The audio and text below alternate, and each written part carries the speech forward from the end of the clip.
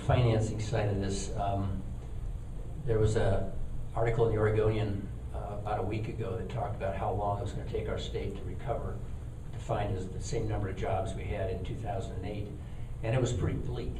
But I think part of that was based on the assumption that the housing market had to bring us out of the recession, which is sort of the old thinking, and clearly that's not going to happen because of the huge inventory of vacant housing. But in Oregon and Washington alone, there are 2 billion square feet of public and commercial structures that could benefit from energy efficiency retrofits. So the challenge is, to me, if you want to put the trades back to work, that's the robust opportunity.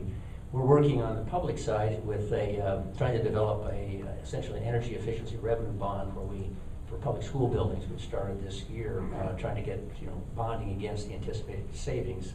Question is, how do you bring that model into the private sector, particularly for large-scale residential retrofits? And I guess the thing I would pose to you is what thinking has been done, or what might be done to begin to incent our IOUs to treat a kilowatt conserved from a taxing and regulatory standpoint in the same way as a kilowatt generated, so that you could create actual and financial incentive for conservation as part of meeting the RPS. And I wonder if maybe California's been doing some stuff on that, or whether the Department of Energy's been thinking about those financing mechanisms.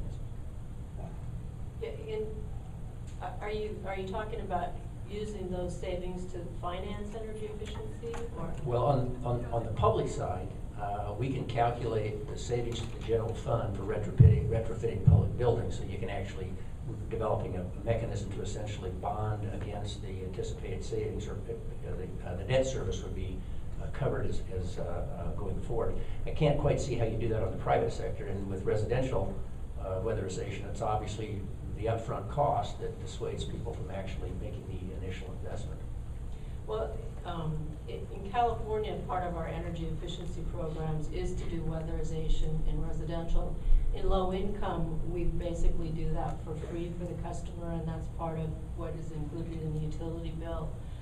The incentive for the utility, the way that it works is that we look at the stream of avoided cost for that energy that we would have produced, and that gets netted back against the cost of the program, and then we get to share in that financial benefit.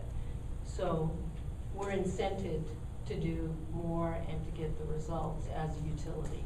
And so that was kind of that third leg of the business model.